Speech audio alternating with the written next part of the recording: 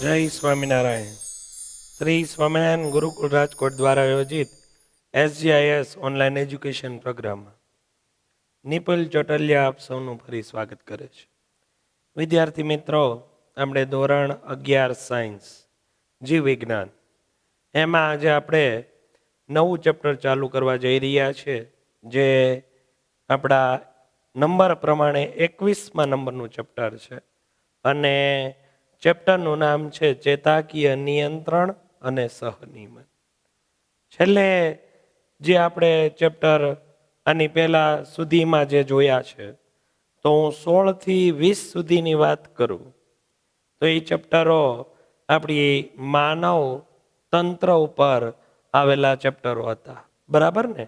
તો આપણે જે માનવ અંગતંત્ર રચનાનો અભ્યાસ કરી રહ્યા છીએ, કે જેમાં આપણું પાચન તંત્ર કેવી રીતે કામ કરે, કયા અંગો છે, શ્વસન તંત્રમાં કયા અંગો કેવી રીતે કામ કરે, રુધિરાભિષણ તંત્ર અને ઉત્સર્જન, પ્રચલન, હલનચલન, આ બધા તંત્રોનો જે અભ્યાસ કર્યો, એવું જ આ બધાય તંત્ર માટે એમ કહેવાય કે શરીરનું સૌથી સુપિરિયર સિસ્ટમ, સૌથી પાવરફુલ સિસ્ટમ એટલે કે આપણું ચેતાતંત્ર, જે આપણે બધાએ જાણીએ છીએ કે આપણા આખા શરીર ઉપર ફાઇનલ કંટ્રોલ અથવા તો ફાઇનલ બધી જ પ્રકારની પ્રક્રિયાનો આધાર મગજ ઉપર રહેલો છે.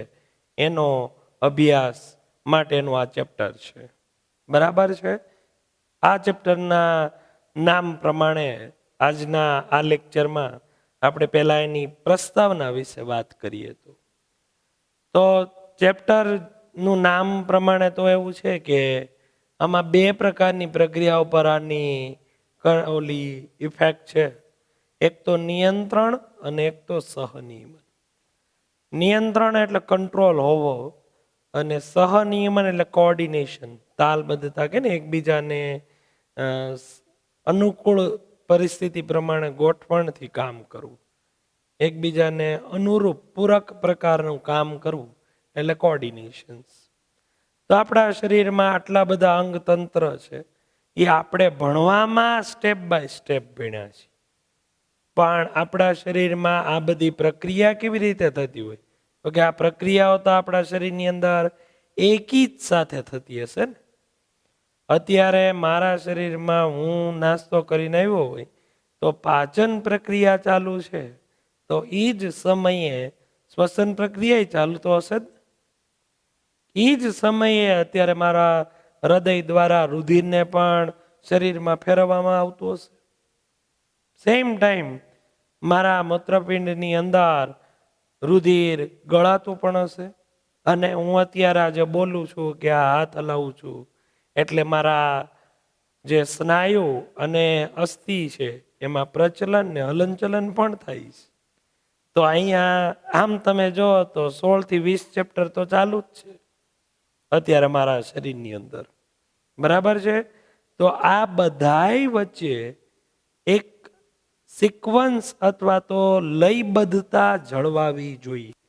એવું ન થવું જોઈએ કે ફેફસા કામ ફૂલ કરે છે ત્યારે હૃદય એટલું કામ ન કરી શકે.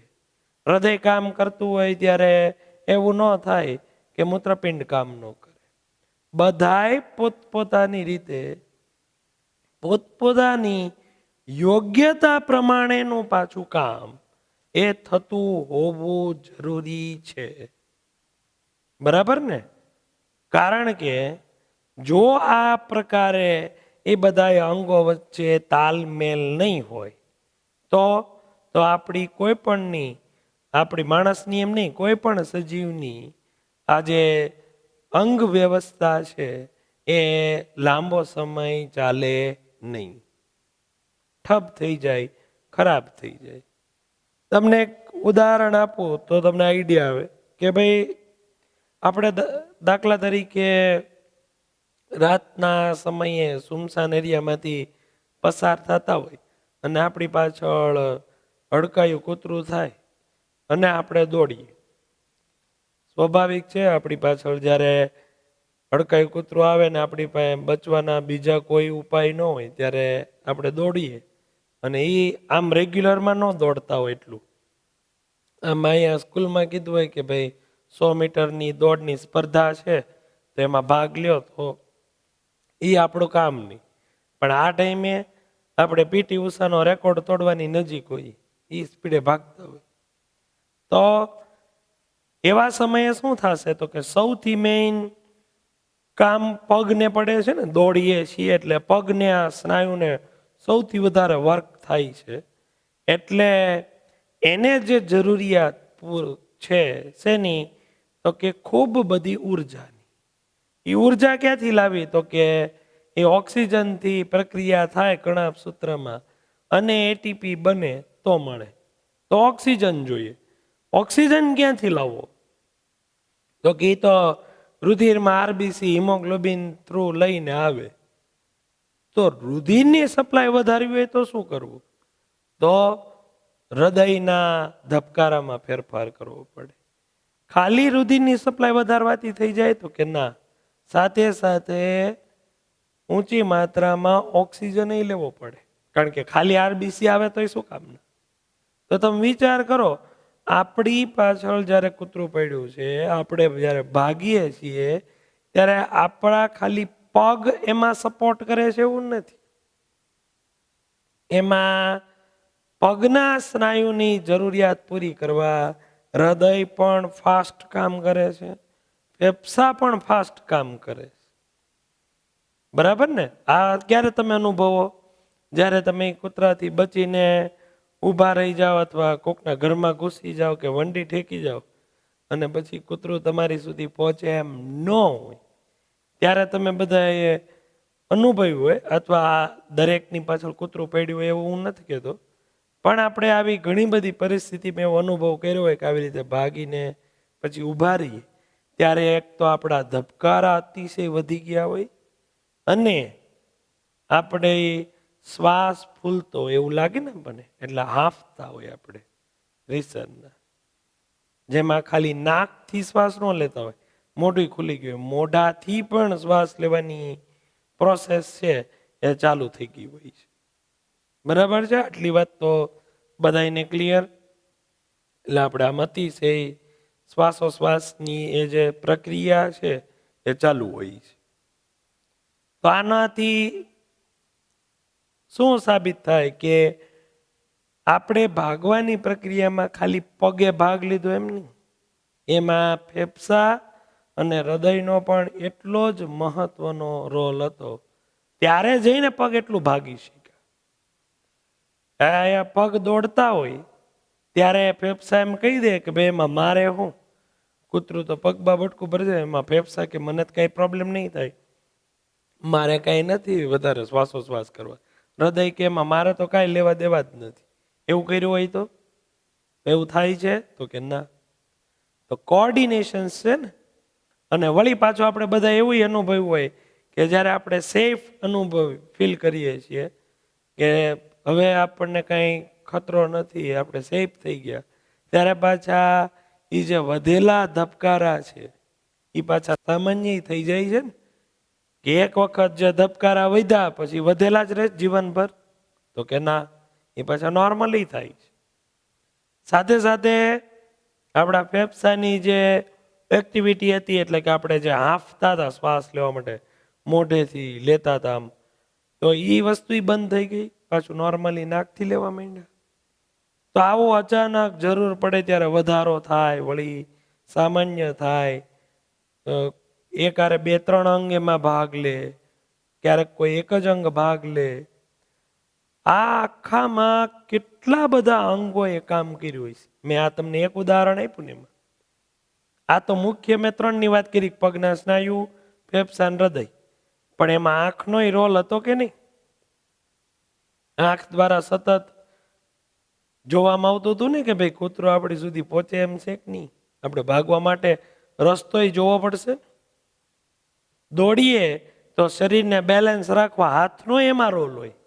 તમે આમ હાથ રાખીને દોડવું એ મુશ્કેલ છે. આપણે દોડીએ ત્યારે આપણા હાથની મુવમેન્ટ હોય તો આપણું શરીર છે બેલેન્સ રહે છે. તમે આમ અક્કડ હાથ રાખીને દોડો તો સ્પીડમાં દોડી શકો? ન દોડી શકો. તમે આમથી આમ કરો ને તો જ તે સ્પીડમાં દોડી શકે. હાથની એમાં મુવમેન્ટ હતી. તો આ બધી વસ્તુ પણ એમાં ભાગ લેતી હતી. તો કોઈ પણ, આ તો એક ઉદાહરણ આપ્યું. આવી તો સજીવોમાં હજારો પ્રક્રિયાઓ થાય છે, જેમાં આવા કેટલાય બધાય પ્રકારે સપોર્ટની જરૂર ઊભી થતી હોય છે અથવા સપોર્ટની જરૂર રહેતી હોય છે. સમજાય છે વાત? તો આ બધાયનું કોણ બેલેન્સ કરે?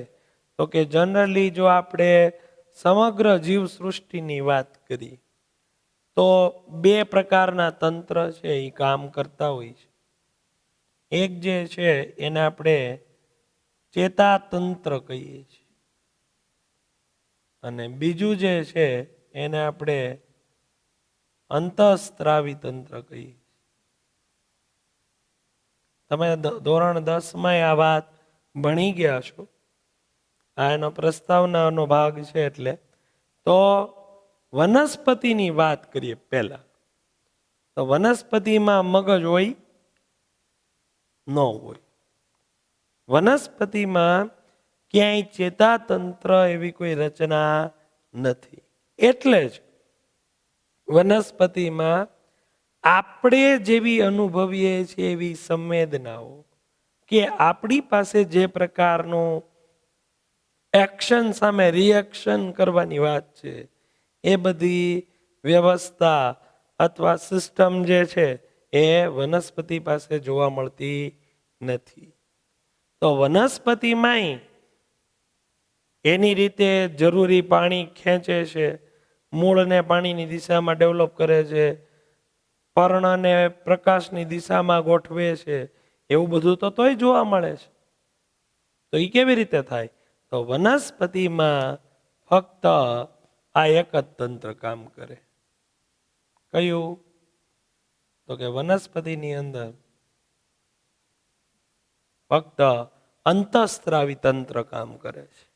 એના આખા વનસ્પતિ દેહનું નિયમન અને નિયંત્રણ અંતઃસ્ત્રાવો દ્વારા થાય છે, જેને આપણે હોર્મોન્સ કહીએ છીએ. જ્યારે નિમ્ન કક્ષાના પ્રાણીઓ છે એમાં વાત કરીએ તો એમાં ચેતાતંત્ર અને અંતઃસ્ત્રાવી તંત્ર બંને હોય છે.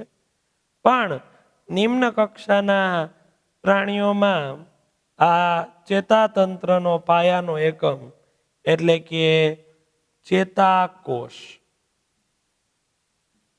ચેતાતંત્ર શેનું બને? તો કે ચેતાકોષનું બને.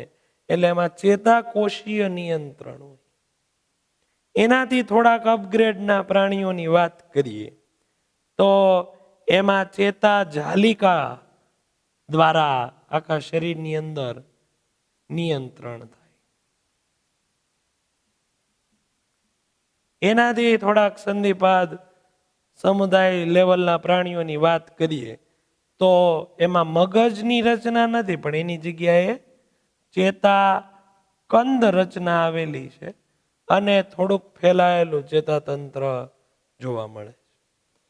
જ્યારે પૃષ્ઠવંશીની વાત કરીએ અને એમાંય સસ્તન, તો એમાં સુવિકસિત આખે આખું ચેતાતંત્ર, જે ચેતાતંત્રની અંદર મુખ્ય તો કે એક તો એને કંટ્રોલ નહીં કરતી મગજની રચના છે, અને બીજી એવી જ મહત્વની કરોડરજ્જુ આવેલી છે. એ સિવાય તો કે ચેતાનું નેટવર્ક ફેલાયેલું છે. આનાથી આખું ચેતાતંત્ર બને છે, અને એમાં સૌથી મેઇન પાર્ટ છે મગજ. એટલે જ આપણે બધા એમ કે મગજ છે આ સૌથી મહત્વનો પાર્ટ છે, જે આખાને બેલેન્સ કરે છે. પણ મગજ આપણા શરીરમાં થતા આવી હજારો પ્રક્રિયાઓ પર એક સાથે નિયંત્રણ કરવું મુશ્કેલ થાય. એટલે કામને ડિવાઈડ કરી દેવું પડે. એટલે કામને ડિવાઈડ કેવી રીતે કરે છે? તો કે મગજ પોતે તો એના આ ચેતાના નેટવર્કથી જેટલું કામ થાય કરે, પણ ઘણું બધું કામ એ આને સોંપી દે છે અંતઃસ્ત્રાવોને. અંતઃસ્ત્રાવી તંત્ર મનુષ્યની અંદર મુખ્ય 9 જેટલી અંતઃસ્ત્રાવી ગ્રંથિ આવેલી છે. એના વિશે તમારે ચેપ્ટર નંબર 22માં વાત આવી ગઈ હશે. બરાબર છે? એના ઉપર એક આખું અલગ ચેપ્ટર છે આ તંત્ર સમજવા માટે, 22. અને આ તંત્ર સમજવા માટે આપણી પાસે અત્યારે 21મું ચેપ્ટર છે. આ તંત્ર તમને આવશે આખું એ 22મા ચેપ્ટરમાં ભણવામાં આવશે. તો અત્યારે આપણે જે વાત કરવાની છે એ 21મું ચેપ્ટર, જેની અંદર બધાય પ્રાણીની કાંઈ ચર્ચા અત્યારે આપણે નથી કરતા, કારણ કે આપણો જે આખો પાઠ ચાલુ છે એ શેનો છે? તો કે મનુષ્યના અંગતંત્રનો પાઠ જે છે એ ચાલુ.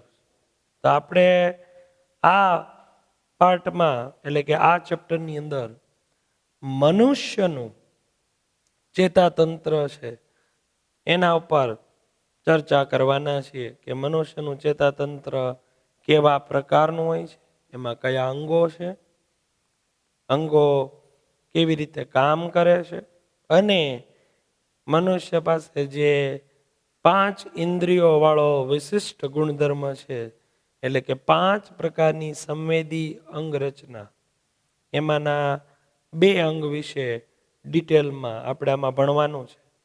જે 5 આપણી સંવેદનાઓ અંગો કહેવાય, જેને પંચેન્દ્રિય કહેવાય ને, આપણે 5 ઇન્દ્રિયોના બનેલા. એમ જેમ કે આંખ છે એ જોવાનું કામ કરે, કાન છે સાંભળવાનું કામ કરે, ચામડી છે એ સ્પર્શનું કામ કરે, નાક છે એ ગંધ પારખવાનું કામ કરે, અને જીભ છે એ સ્વાદ પારખવાનું કામ કરે. આમાંથી આપણે આ ચેપ્ટરમાં લાસ્ટમાં આંખ અને કાનની રચના પણ ડિટેલમાં આપેલી છે, એ પણ જોઈશું. તો નેક્સ્ટ લેક્ચરથી આપણે જે છે એ મનુષ્યનું ચેતાતંત્રની વાતથી ચાલુ કરશું.